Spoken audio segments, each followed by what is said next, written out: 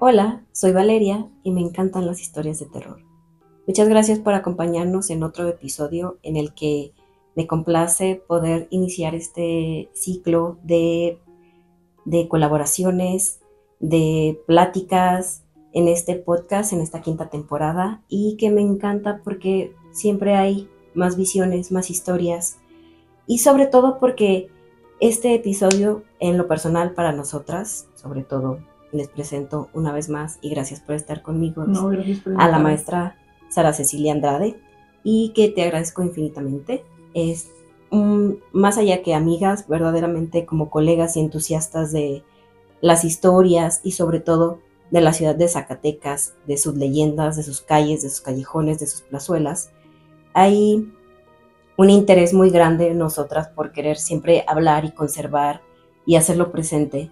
Entonces, esta vez decidimos hacer un episodio de la Fundación de Zacatecas, justo hoy, un 8 de septiembre de 1546, es cuando se funda la ciudad de Zacatecas y aparece o empieza todo este ecosistema, este mundo, este microcosmos al que pertenecemos como zacatecanos y que genuinamente solo cuando conoces Zacatecas realmente entiendes de lo que estamos hablando y de sus fantasmas y de sus historias y de sus Ujú. leyendas. Sí, muchas gracias por invitarme. Y sí, totalmente, a nosotros nos gusta mucho no solamente hablar de Zacatecas, sino también vivir en Zacatecas y enseñarle al mundo lo preciso, lo especial que tiene Zacatecas para ofrecer, sobre todo en su mitología, ¿no? En cómo esa parte habitar esta mitología y estas leyendas que siento que eh, como tú mismo lo dices, o sea, a partir de la creación de la identidad zacatecana, cómo vamos creando eso a través del pasado, de nuestros espectros, y cómo se va construyendo toda esta vibra zacatecana, a lo mejor podremos decirlo así. Definitivamente porque estamos en un mundo que podría parecer como muy aparte de lo que se vive tal vez en las ciudades grandes, especialmente en las ciudades grandes, y que nosotras como entusiastas de todo lo que envuelve a nuestra ciudad, a nuestro mundo, hay, son interminables las leyendas, sigue habiendo una cantidad enorme, que de hecho ya la continuación del primer episodio, y que aún así sigue dejando muchas leyendas fuera porque hay hay mucha historia, hay muchas variaciones, y esto solamente es de la ciudad, o sea, ni siquiera es abarcar todo el estado. Entonces, quise esta vez compartir con Sara, platicar con Sara sobre esta segunda etapa o esta segunda versión de leyendas de Zacatecas, porque sé que ambas somos muy entusiastas y genuinamente entrando en la materia, siempre hay en especial en septiembre un clima muy particular. Siempre está lluvioso, empieza a estar todo muy gris, uno pensaría que es un clima muy soleado, sin embargo es todo lo contrario. Empieza a ser mucho más oscuro el clima, el tiempo, el ambiente de la ciudad. Entonces esto va de la mano no solo con las fiestas de la Fundación de Zacatecas, sino también con sus fantasmas, con sus demonios, con sus brujas, con sus vampiros. Entonces, esto es inevitable pensar y lo primero que cuando le preguntas a alguien sobre una leyenda, creo que una de las principales es la confesión de Ultratumba. Esta leyenda, todos la hemos escuchado, no me dejarán mentir, el escenario es muy particular. Resulta que a mediados del siglo XVI, un sacerdote que se dedicaba o se encontraba dando su oficio en la iglesia de Santo Domingo, Ujú. un lugar muy conocido, eh, le llaman a medianoche porque a él le piden de favor que si puede ir a dar una unción a un enfermo, que se encuentra su pequeño cuarto cerca de la Plaza de Toros de San Pedro, que es la antigua plaza de Zacatecas. El padre, acostumbrado a dar este tipo de servicios de confesiones, unciones para los enfermos y moribundos, no encuentra elemento extraño, ya que es a las 12 de la noche, y deciden partir hacia esta humilde morada. Llegan y encuentran en un petate bastante humilde y el cuarto muy mal iluminado, un hombre que pide que por favor se le hagan los santos óleos porque él siente que ya va a partir. El padre se pone su sotana, toma su agua bendita, realiza la unción y recoge sus cosas y regresa a la iglesia de Santo Domingo. Al día siguiente se da cuenta que olvidó su sotana. Entonces él se da cuenta que no está y manda al monaguillo a preguntar a la casa si la pueden devolver. El monaguillo regresa y le dice al padre que no hay nadie en el hogar, que de hecho no le abrieron, que se ve como si estuviera abandonado. Y él, muy consternado, dice: ¿cómo va a ser posible si se supone que yo acabo de dar una unción anoche? Decide regresar de nuevo a la morada, toca por un buen tiempo, no encuentra a nadie, pero por casualidad el dueño de la casa o de este recinto dice: disculpen, ¿qué le puedo ofrecer o qué le puedo ayudar, padre? Él dice: es que anoche di una unción de enfermos aquí y olvidé mi sotana, necesito regresar, que me la regresen. Él dice: discúlpeme, padre, pero llevo mucho tiempo con este cuarto deshabitado, no hay nadie que esté viviendo en él en este momento. Tanta fue la insistencia del padre que el dueño decide abrir para comprobar que no hay nada.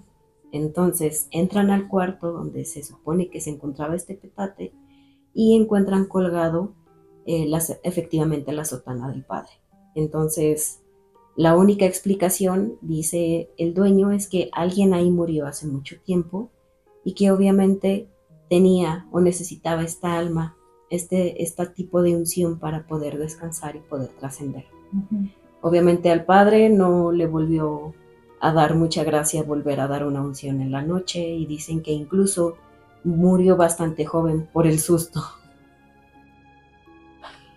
No sé, yo pienso en esta leyenda siempre como en la vibra que te da sobre todo de todas estas colonias y calles que están por la Plaza de Toros, que ahora es el Quinta Real, porque son callejuelas muy apretadas. Me imagino que antes, y a lo mejor por el contexto de la leyenda, donde habitaban a lo mejor personas de más bajos recursos, ¿no? Sí. Entonces eran casas que estaban ahora sí que mantenidas como muy, o sea, más bien sin que fueran mantenidas o muy austeras. Muy austeras, ajá, o sea, o por ejemplo, esta idea del petate a mí me llama mucha atención porque lo primero que piensas son en las personas que duermen en petates, ¿no? Que eran la gente originaria de aquí de México, los indígenas. Entonces, como que mientras tú cuentas la leyenda, o la vas leyendo y te vas imaginando los espacios, obviamente lo primero que haces es que te imaginas las callecitas, las escaleras, todo este ambiente como apretado, abandonado, y se me hace como muy... Porque obviamente la historia del fantasma que quiere trascender y que tiene que pedir ese favor para poder ahora sí que irse de este plano, siento que eso se puede repetir en muchos lados. Ajá, es una constante, sí. Y a lo mejor no te da miedo, o a lo mejor lo has escuchado en tu casa, se repite mucho esta misma historia, pero la particularidad yo creo que es en esta colonia, en esta calle, en un cuartito donde estaba una persona, ¿no? O sea, creo que el ambiente oscuro, espectral de este espacio es lo que es como una característica también muy zacatecana. Porque, bueno, si has caminado por el centro, si has vivido en el centro, sabes que todas las calles son así, es un laberinto. Entonces parece que el padre tiene que andar por un laberinto para ir por esta alma, ¿no? Y sacarla de ahí. Y lo más curioso también es que este tipo de construcciones siguen intactas, que no se ha modificado, al menos todo el casco histórico de Zacatecas sigue intacto, prácticamente desde su fundación. Entonces, uno todavía puede recorrer estos callejones y estas calles y puedes todavía darte cuenta, porque incluso hay muchos callejones que se renombraron a partir de leyendas. Podemos hablar del Callejón del Mono Prieto, del Callejón de los Perros, el Callejón del Indio Triste. Son numerosas las leyendas que incluso por esa leyenda renombran a un callejón, a una calle. También, por ejemplo, existe la Filarmónica o el Callejón de la Bordadora, cosa que es también una historia bastante trágica, por así decirlo, ya que normalmente, sobre todo para el siglo XVI al siglo XIX, incluso principios del siglo XX, se sabe que las condiciones de maritales normalmente no eran muy libres, sino que eran más bien matrimonios arreglados o forzados incluso. Entonces es la historia de una muchacha, la cual es de origen no precisamente alto, no es de alta alcurnia, pero es una buena mujer, trabajadora, que de hecho borda muy bonito, y ella poco a poco se va enamorando del hijo de quien es su jefa o su patrona. Sí, y él le corresponde, se enamoran, incluso él le promete o le pide matrimonio y ella, muy emocionada, empieza a crear y a coser y a bordar su vestido. Sin embargo, él tiene que salir a un viaje de negocios y en este viaje de negocios su madre, muy truculentamente o muy astuto, incluso muy común a la época, es cuando ella decide arreglarle un matrimonio a él con otra chica de ahora sí como su clase social, su alcurnia, todo lo que ella consideraría como propio. Entonces, regresan ambos, tanto él como su prometida, a Zacatecas de este viaje junto con la madre y le dan la noticia a esta pobre muchacha. Ella se encuentra pues completamente descorazonada, pero le pide la patrona que termine de bordar el vestido para que lo pueda utilizar la otra chica. Ella, al encontrarse en una condición económica poco favorable, no le queda más que terminar el vestido para poder cobrar lo que quedaba. Y así este chico se casa con esta otra mujer y la hilandera dicen que se encerró en absoluto en su cuarto, nunca quiso volver a salir y que lo único que hacía era bordar y bordar y bordar.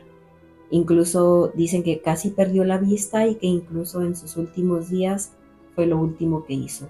Solo hizo bordar y bordar. Y es algo lamentable, sin embargo, es una historia muy común, al menos para del siglo XVI al siglo XIX. Siento que es una constante estas terribles historias de amores no correspondidos. Uh-huh. Sí, o de amores de diferentes clases sociales, ¿no? Siento que es también como una constante a lo mejor en las leyendas de Zacatecas, porque también estoy pensando que la del Indio Triste es muy parecida, y a lo mejor yo pensaba, ¿serán como advertencias? A lo mejor estas leyendas, la existencia, o sea, su origen será una advertencia de no te juntes con alguien de tu clase, de que no sea de tu clase porque va a terminar en tragedia, o a lo mejor el hecho de que estas relaciones hayan sucedido y hayan terminado en tragedia también es como sucedió tanto, sobre todo en la época de la colonia, y era lo que decíamos hace rato, ¿no? Que la fundación de Zacatecas se dio muy pronto después de la conquista de México, 25 años después prácticamente.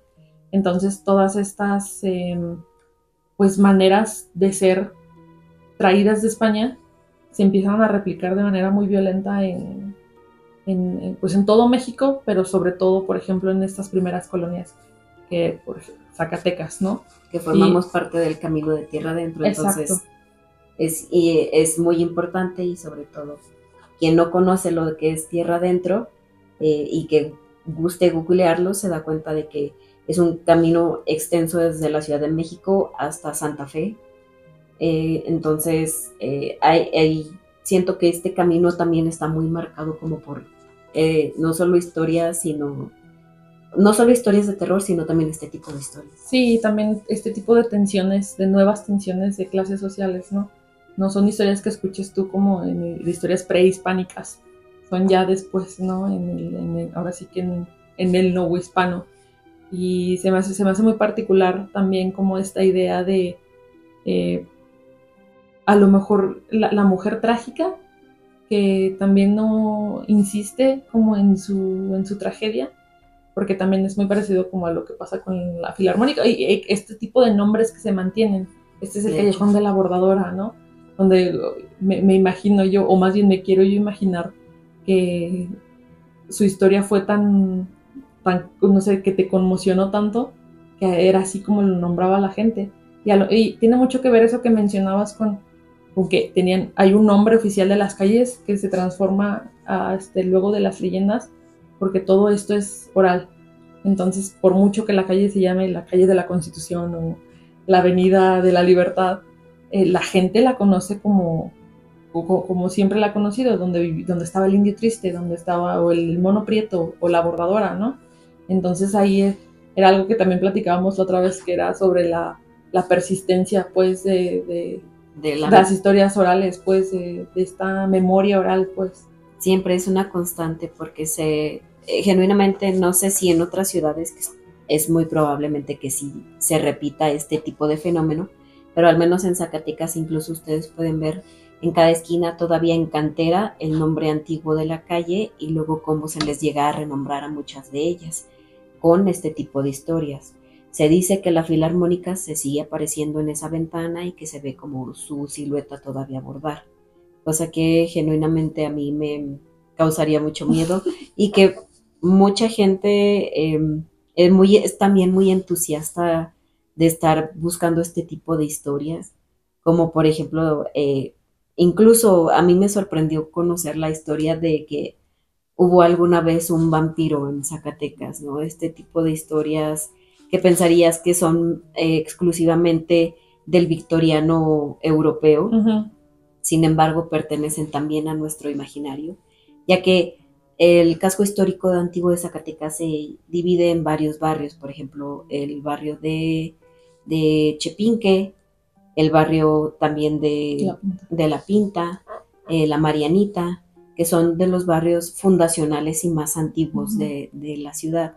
Y de hecho, este vampiro dicen que se aparecía en un árbol en el barrio de Chepinque, que primero empezaron a aparecer animales muertos, y animales muertos que se ve que habían sido drenados de su sangre.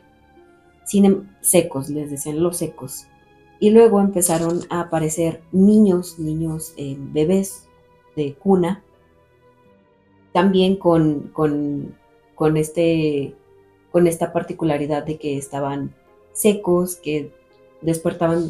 Yo creo que era una forma un poco para explicar la muerte de cuna, pero la particularidad era que despertaban secos, que no había un rastro de sangre. Entonces era muy particular cómo la gente empezó a tener esta psicosis, este miedo, y no hay forma alguna más que explicarlo que había un vampiro. Dicen que a partir de ahí, en el barrio de Chepinque, es cuando empiezan a poner crucifijos, empiezan a poner muchas tiras de ajo, porque era lo que normalmente se sabía por la cultura popular, que era la forma de repeler al vampiro, y que hubo un momento que había todavía en el panteón La Purísima, que de hecho también es un panteón muy antiguo, podemos encontrar tumbas desde el siglo XIX ahí. Entonces dicen que al parecer la tumba del vampiro se encontraba ahí, que decidieron cruzar con una estaca al hombre que se le atribuían todo este tipo de actos vampíricos, y que a partir de ahí se contuvo, pero que aún en la actualidad la tumba del vampiro sigue estando aún desconocida, pero que sigue existiendo en el Panteón La Purísima, que de hecho se le borró la inscripción y el nombre para que nadie pudiera reconocerla, y de esta forma no pudieran quitar la estaca, que es la que sigue deteniendo para que él ya no siguiera haciendo estos actos vampíricos. Uh-huh. Entonces, uno pensaría que con aparecidos y fantasmas era suficiente para Zacatecas, sin embargo, hay más elementos en nuestro mundo. Sí, y se me hace como muy particular porque justo platicando yo con mi abuela, que pues ella vivió toda su vida en Sombrerete, hasta que vino a la ciudad y me estaba contando justamente una historia muy parecida de allá del panteón de Sombrerete, también, que hubo una psicosis porque empezaron a morir niños y animales y que encontraron la cripta del vampiro y también se supone que la saquearon como para sacar el cuerpo de la persona que decían que era el vampiro y luego la volvieron a tapar. Entonces se me hace muy particular porque es muy parecido, es exactamente lo mismo.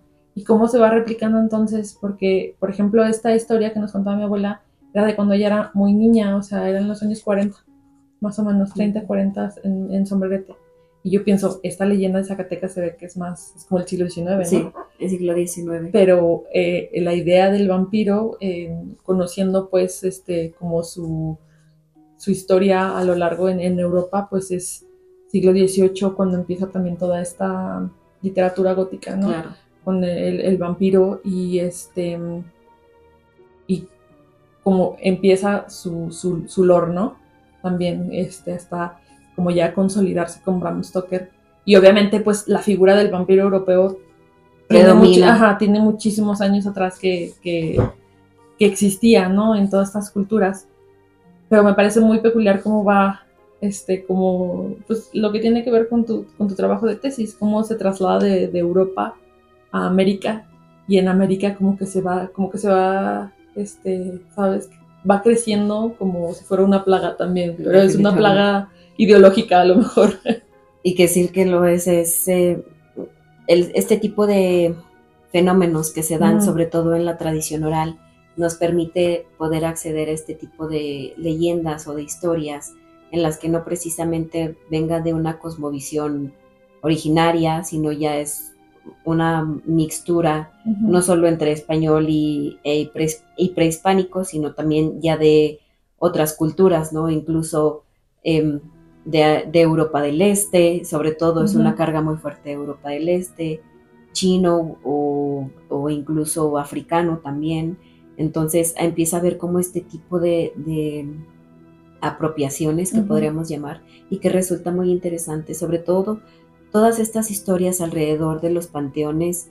Siento que es una constante y que podemos encontrar mil y una historias. Incluso me acuerdo una que también sí es en los años 80 del siglo XIX.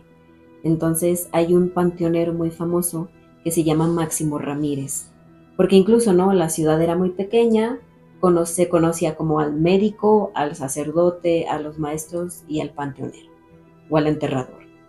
Entonces este hombre que respondía al nombre de Máximo Ramírez era un panteonero o un enterrador pues ya muy hábil, muy amañado, porque sabía que había algunos difuntos que pues los enterraban con sus mejores ropas, artículos personales valiosos, joyas, incluso armas o escrituras. Entonces él siempre estaba como muy pendiente de a quién era el que iba a enterrar, porque si era este tipo de personajes, pues obviamente él se iba a ver beneficiado. Y si eran pobres, dicen que casi que los tiraba como si fueran nada. Sin embargo, pasa un deceso, entierran a un señor muy acaudalado y Máximo Ramírez se da cuenta de que a este hombre lo están enterrando o lo van a enterrar con muy buena ajuar y con varios anillos de oro. Entonces, ya enterrado el hombre en la noche, él al ser el enterrador, pues no sería extraño que estuviera rondando por ahí, decide entrar a la cripta y le arranca un anillo, los pantalones e incluso los calzoncillos al difunto, porque era común que pues la gente no tuviera tanta ropa en aquellos tiempos, ¿no? Era prácticamente un cambio y lo que pudieras adquirir de tu familiar muerto también. Entonces Máximo Ramírez se encuentra como muy contento porque pudo obtener este botín de mala manera. Sin embargo, cada vez que se levanta a cerrar la ventana de su cuarto, de su humilde cuarto, ve que hay una farola y en esa farola se ve como una silueta. pero él se niega a creer que fuera a ser alguien, piensa que es como un producto de su imaginación. Y cada noche, por lo menos supondríamos una semana, él ve una figura bajo la farola cada vez que va a cerrar la ventana. Un día decide que ese miedo que le ha ido creciendo poco a poco se tiene que terminar. Entonces decide ya más entrada la noche levantarse, prende un rabo de vela y decide como mostrar un poco o alumbrar un poco hacia ese lugar, y se da cuenta que efectivamente era el fantasma de este hombre al que le había robado sus pertenencias y el cual regresaba cada noche para reclamar lo que le pertenecía. Dicen que al día siguiente encontraron a Máximo Ramírez muerto en su cuarto, en su jacal, sin pantalones y sin calzoncillos. Cosa que podría ser graciosa, pero es bastante trágica. Es graciosa y terrible a la vez. Sí, y porque pienso que eso es una advertencia que nos han hecho a todos al respecto de entrar con respeto a un panteón. Siempre. Hablando de nuevo de mi abuela, ella siempre me decía, no te lleves ni una piedra de aquí porque te va a seguir alguien. Entonces, no sé, pienso en cómo todas estas, o sea, no puedo yo dejar de pensar que todas estas historias hablan como de ansiedades reales que tiene la gente al respecto de todos estos espacios, hablando particularmente como, por ejemplo, una ansiedad que puedes tener a la hora de casarte, ¿no? De casarte bien, o la ansiedad que hay al acercarte a un lugar reservado para los muertos, ¿no? O sea, está como a lo mejor esta idea subconsciente de que no te lleves enfermedades a la casa, entonces no agarres nada que haya sido de los muertos. Y cómo se va transformando estos miedos de verdad pues sí, como en un fenómeno ficticio, fantástico, que luego va creando sus propios miedos, ¿no? Porque luego yo también pensaba, también a lo mejor es una advertencia a toda esta ambición, ¿no? Porque me acordé también de Roque, que se lleva, pues, claro, la pepita de oro y es castigado por esa ambición, y igual que este enterrador, o sea, por estar robándole a los muertos, es castigado por esa acción. Y no sé, por ejemplo, pienso mucho en eso particularmente, en cómo es estos espacios, no solamente, obviamente, por el tabú de la muerte, sino también van generando como sus otras vertientes como de temor, ¿no? No te lleves el hueso del muerto, no le faltes al respeto, o por ejemplo, no, yo pensaba, se me hace muy particular que en México, como tú mencionabas, el oficio de enterrador es hasta como respetado, ¿no? Porque es la persona que te lleva ya a tu última morada. Y como en otras culturas, las personas que tratan a los muertos son como parias, como en la India. Claro. Que no pueden tocar a las demás personas de la sociedad porque están sucios. Entonces también pienso en todas esas relaciones, en esas ansiedades, en esos miedos y en cómo lo van superando a la gente a través de la creación de esas leyendas, ¿no? Definitivamente, y sobre todo porque es una constante, más allá de la idea moralizante o de la idea de querer como educar a las personas, la leyenda tiene esta función más primigenia, muy cerca del mito prácticamente, una está ligada a la otra, y es más esta idea de mostrar como los procesos o los ciclos naturales, o de cierta manera perderle un poco el miedo a la muerte, que eso es algo prácticamente inevitable o algo altamente difícil de lograr, pero que quiere explicar de cierta manera o acercar de cierta manera al ser humano a a estas formas tan primigenias, tan primitivas, y a nuestro ciclo de vida que es prácticamente el mismo y para todos. Y este tipo de historias se repiten una y otra vez. Una que es definitivamente una de nuestras favoritas es la del Cerro de la Bufa. Esta historia nunca me cansaré de contarla porque es definitivamente una gran representante de nuestra ciudad y que genuinamente no hay zacatecano que no se la sepa. Que hay un gambusino. Un gambusino es un minero que decide extraer de una veta, pero de manera él autónoma, sin que esté bajo un patrón. Entonces, estos gambusinos, que son muy populares incluso durante la fiebre del oro en Estados Unidos, pues acá en Zacatecas hay gambusinos desde el siglo XVI. Entonces, este gambusino se encuentra cruzando el Cerro de la Bufa para Año Nuevo. Hay varias versiones. Unas mencionan Año Nuevo, otras mencionan el Viernes Santo, porque se sabe que tanto Jueves como Viernes Santo son fechas para portales que se abren. Entonces, este hombre se encuentra cruzando el Cerro de la Bufa y un ente, también nosotros lo relacionamos más con un duende, le ofrece que entre a su palacio interior, y se dice que adentro de la bufa hay un palacio de mármol, cantera, con paredes de plata y suelo de oro, porque nosotros somos una gran productora de productos metalúrgicos. Entonces, este hombre entra y el duende le dice: puedes tomar absolutamente todo lo que tú quieras de esta cueva, solo hay una condición, y es que tienes que salir antes de las 12 campanadas del Año Nuevo, o las 12 campanadas que marcan el siguiente día. El hombre, dependiendo de su ambición, una vez más, le decide qué tan cargado va a tener ese costal.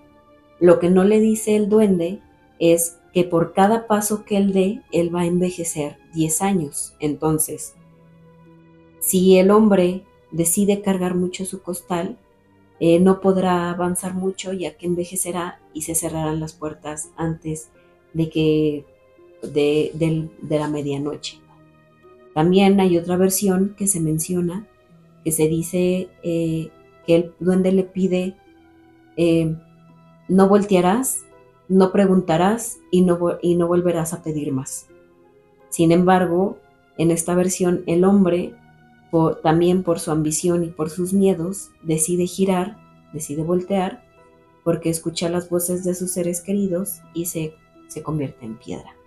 Entonces, esa siento que es como la leyenda más importante, o la leyenda representativa número uno, más particular de Zacatecas, no solo porque se desarrolla en un escenario que es absolutamente nuestro emblema, que es el Cerro de la Bufa, sino también que son elementos completamente zacatecanos, como el gambusino, la plata, la cantera, que son elementos muy representativos y que se producen totalmente aquí. Sí, y también se me hace como muy, como una manera de explicar a lo mejor la geografía tan extraña del Cerro de la Bufa, porque, bueno, no sé si han estado en la Bufa, pero es como un cerro normal. Sobre todo lo puedes ver cuando estás encima de la Bufa, volteas a ver el resto de los cerros, son como colinas redondeadas y muy suaves, ¿no? Sin árboles. Es como un poco de la característica de la geografía de Zacatecas. Ya que esté reforestado el Cerro de la Bufa, ya es otra cosa. Pero la particularidad del Cerro de la Bufa es que tiene este crestón de piedra que tiene una forma muy particular, que lo puedes interpretar de muchas maneras, ¿no? Muchos decían que era como una bota de vino, o se supone un riñón. Que es un riñón, bueno, se le llama bufa porque se supone que es la joroba que se le hace al jabalí cuando está bufando. Entonces, o puede ser también como un tipo como de corona, ¿no? También, o sea, porque está arriba en el cerro más alto de Zacatecas. Es lo primero que se ve. Es lo primero que ves, es muy particular. Entonces, yo siempre me decía, cuando ves un punto de referencia en una geografía tan específico, siempre quieres darle una historia, ¿no? Para entenderlo. Y además, por lo que yo he leído, los habitantes zacatecos, que ahora sí que vivían alrededor del crestón de la Bufa, tenían rituales en los que subían a la Bufa, entraban y salían, ¿no? Como este tipo de a lo mejor de rituales más de transición. Ajá, de transición, de umbrales, también como esta idea de la cueva como Dios, o la cueva como el lugar donde tú puedes comunicarte con los dioses. y cómo se va trasladando esta historia con este tipo como de hechos tan fantásticos, porque creo que el resto de las leyendas de Zacatecas no son tan fantásticas, o sea, sí tienen obviamente estas criaturas, de que el vampiro y así, pero esto es como full una historia que te recuerda como a las mil y una noches, que te recuerda también a Orfeo y Eurídice, toda esta idea del tesoro escondido que te lo ofrecen como el elegido que eres. Pero obviamente ahí hay un catch, ¿no? Hay una trampa que tienes que superar, y normalmente pues no, a las personas a las que se les ofrece este tipo de tesoros tienen deseos y ambiciones dentro de su corazón que los hacen fallar. Y yo siento también eso que es muy humano, ¿no? El hecho de que, por ejemplo, Orfeo que voltea a ver a Eurídice es el espíritu humano. El hecho de que tú quieras entrar a una cueva y quieras llevarte más de lo que puedes cargar, o que te digan no voltees, no regreses por más, no pidas más, obviamente lo vas a hacer, ¿no? Entonces, pero se me hace muy particular que esa leyenda tan fantástica, con estas criaturas como los duendes, que creo que todos los zacatecanos hemos crecido con esta idea de que los duendes son mineros, los duendes para nosotros. Sí, es esta particularidad, porque para el sur del país existe el aluche, que es también un duende que protege la selva, que protege su ecosistema, pero para nosotros el duende, más que proteger su ecosistema, es el duende minero, es una visión bastante europea que tenemos del duende. Es un duende minero, un duende que tiene un tesoro, y un duende muy truculento porque te lo ofrece, pero no hay una seguridad de que se ofrezca de manera desinteresada, ¿no? O que genuinamente se quiera entregar ese tesoro. Sí, y que, hablando de esa geografía tan particular, hablábamos más temprano sobre Zacatecas está rodeada de tiros de mina. Estamos rodeados de hoyos inmensos, profundos, que no sabemos qué hay, que sabemos que existen, sin embargo no conocemos su final, no conocemos su profundidad. Es un terror infratierra que pocas veces se puede explicar, y que también agregar que la Catedral de Zacatecas tiene una particularidad, que bajo ella hay una red de túneles que se construyeron durante tanto la colonia como para la Guerra Cristera, para que los padres pudieran escapar.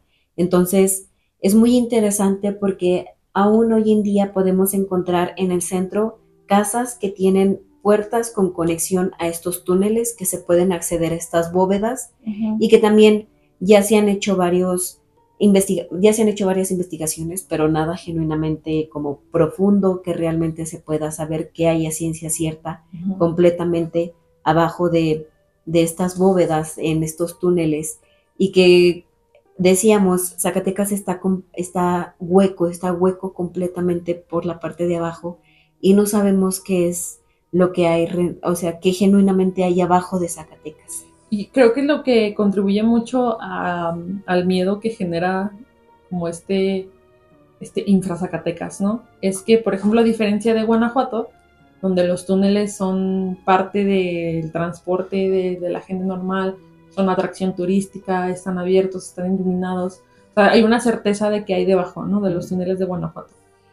Pero en Zacatecas no. En Zacatecas están cerrados. Hay fotos extrañas en internet que puedes encontrar donde se ve como gente de protección civil cuando se llenan de agua, o cuando hay algún accidente en la calle de arriba y que se abre el boquete, pero siempre están muy velados todas estas bóvedas y todos estos túneles, y eso va generando como en el colectivo una ansiedad de que realmente qué hay abajo, porque yo siempre he escuchado que estos túneles te llevan hasta Guadalupe, ¿no?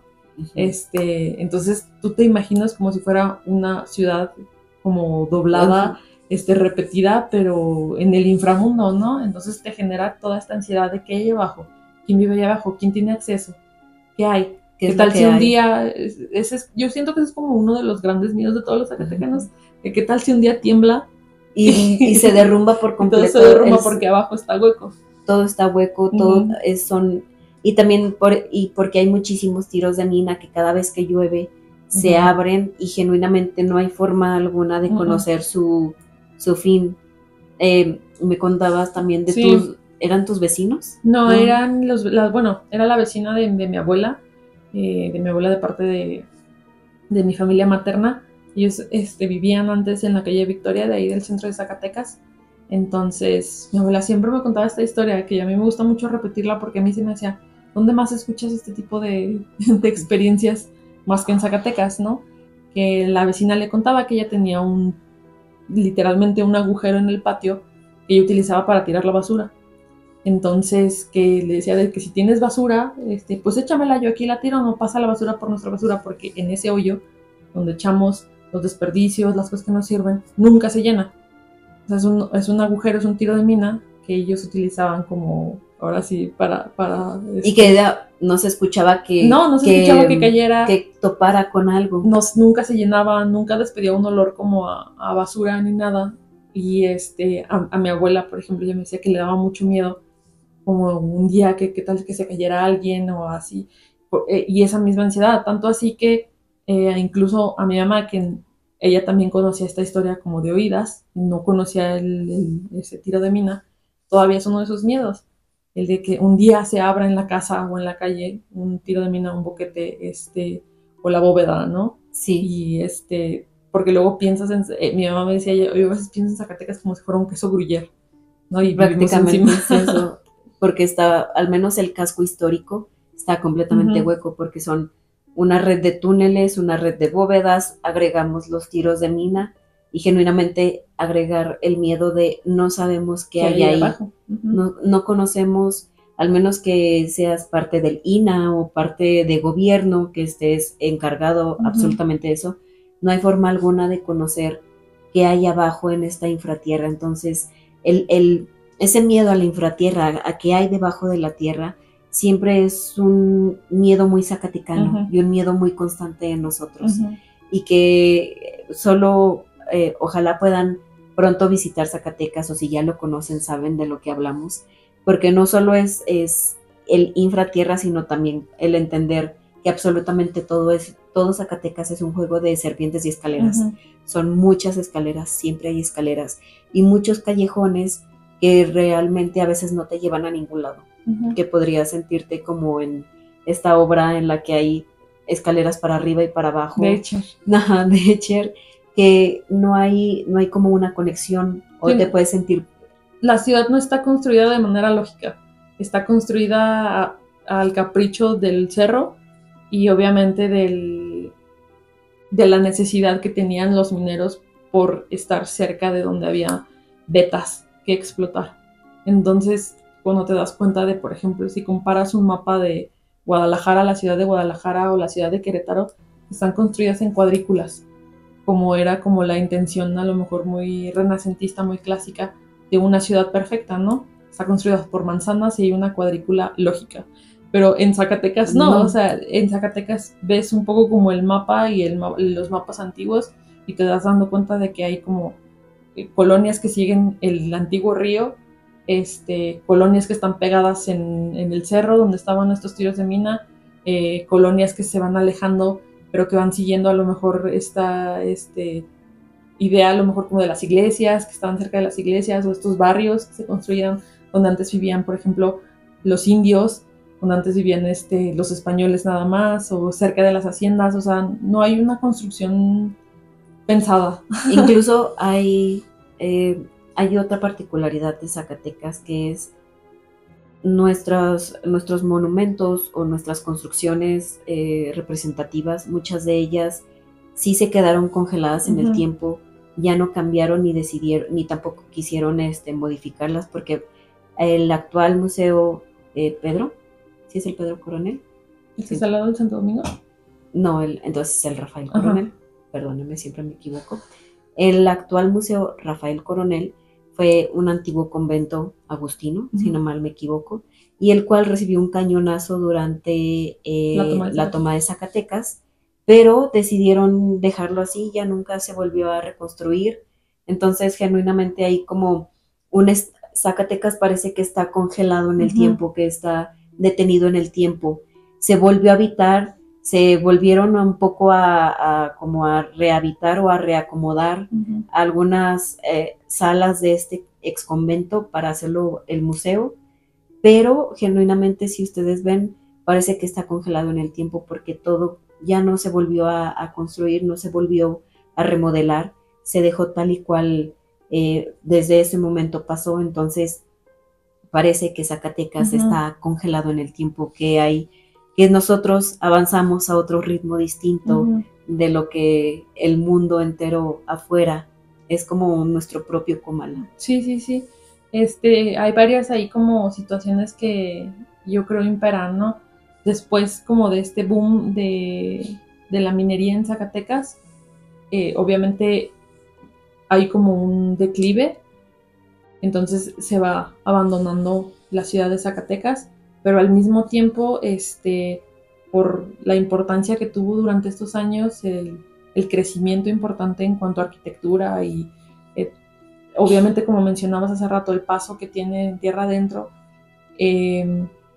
se queda como con estas características tan específicas que posteriormente, muchos años después, en el 93 de hecho, es cuando la UNESCO lo nombra como patrimonio mundial, ¿no?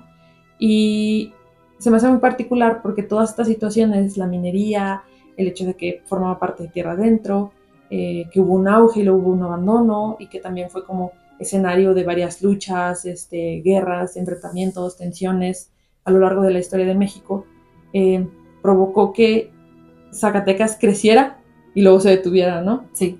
Y cuando estaba a punto de crecer, que era en este auge neoliberal, ¿no? Donde empezaban a traer todas estas empresas extranjeras. Aquí, que está la Coca-Cola, Corona, de autos, ¿qué está? No, de autos no, de autos no. Pero hay muchas empresas, ¿no? Que van trayendo capital. Sin embargo, está el nombramiento de la UNESCO y por necesidad, para mantener ese nombramiento que además sirve como gancho turístico, no se puede transformar nada en el centro histórico. Y además era algo que mencionábamos, siento que también hay como una identidad zacatecana de no querer ver cambiado nada en el centro. O sea, a la gente realmente le molesta mucho cuando se abre una nueva tienda, cuando se abre un nuevo lugar o cuando se intenta cambiar la fachada, o hubo mucho descontento cuando se transformó Plaza de Armas, del que antes era, que nosotros recordábamos, a la plancha ahora que no tiene nada, y todo el descontento y toda la gran problemática que hubo cuando se quería hacer el segundo piso del bulevar. La gente simplemente no quiere ver cambios y es algo que se me hace como muy particular de Zacatecas, porque siento que esta idea del progreso siempre es como bien vista y es más, hasta la gente lo pide, de que ya que se transforme nuestra ciudad en algo mejor, ¿no? Pero en algo moderno. ¿No? Siempre se pide como algo moderno. Y Zacatecas ha crecido, pero alrededor de... Ajá, pero al menos el casco histórico, el centro histórico, sigue intacto. Es genuinamente, pues, si ustedes recorren estas calles, estos callejones, estas plazuelas, se pueden dar cuenta que es una ciudad detenida en el tiempo, congelada en el tiempo, que las mismas piedras desde el siglo XVI siguen igual, que no se han modificado, y que imagínense todas las historias, todas las voces, todos los fantasmas que se encierran dentro de estos lugares, que una vez más no nos alcanza el tiempo para cubrir siquiera la cuarta parte de las leyendas que siguen existiendo en nuestra ciudad, y que poco a poco seguiremos contando y poco a poco continuaremos replicando, porque es importante replicar estas historias, regresar estas voces, porque son las voces de nuestros abuelos, de nuestra familia, de nuestros maestros, de nuestros antepasados, y que siempre es bueno regresar a ellas. Sí, y como decías, o sea, aunque como si utilizamos el centro histórico de Zacatecas como una metáfora de a lo mejor la identidad zacatecana, lo que nos queda entonces es ir añadiendo capas de reinterpretaciones, de resignificaciones a través de estas leyendas, que era algo que decíamos también, que el centro histórico es un palincesto, ¿no? Entonces ir como añadiendo, aunando a este palincesto que es el sentir zacatecano, la vibra zacatecana, la identidad, pues, de haber nacido aquí, de habitar esta ciudad. Entonces creo que eso se me hace como una tarea muy importante, mantener la identidad sin caer a lo mejor como en la retromanía o en la nostalgia, sabes, que te haga Claro. cometer, saben, fascismo, actos fascistas, pero también pensar en qué podemos añadirle pues a la identidad y a la literatura y a la poesía y al arte zacatecano. Siempre, y más porque hay una idea de que vivimos o que hay un gótico zacatecano, el cual es muy fuerte y que podemos encontrar y que podemos explotar y que se encuentra ahí muy latente, y sobre todo, una vez más, pensar de nuevo en estas historias y que poco a poco se irán contando más. Habrá más capítulos de leyendas de Zacatecas porque hay este interés particular y personal sobre contar las historias, la visión de mundo que uno como zacatecano tiene, y sobre todo en este capítulo en especial, al ser a la par de la celebración de la Fundación de Zacatecas, es por eso que decidimos hablar como de este Comala, nuestro Comala minero, por así decirlo, que es este pueblo que uno incluso podría decir que estamos rodeados de fantasmas, o que incluso nosotros somos fantasmas, y que siempre hay una emoción, hay un interés por hablar de estos temas. Así es. Bien, vamos a seguir hablando. Sí. Y bueno, le agradezco muchísimo a Sara por haberme acompañado en este episodio. Muchísimas gracias, Sara. Por invitarme. Y espero que a todos ustedes les haya gustado o interesado, o al menos tengan alguna pregunta la cual quieran responder o hacerse respecto a Zacatecas o a toda esta cosmovisión bastante colonial en la cual nosotros nos encontramos rodeados. Y les deseo un buen día, una buena tarde, una buena noche y sobre todo un buen morir. Tomen buenas decisiones. Bye.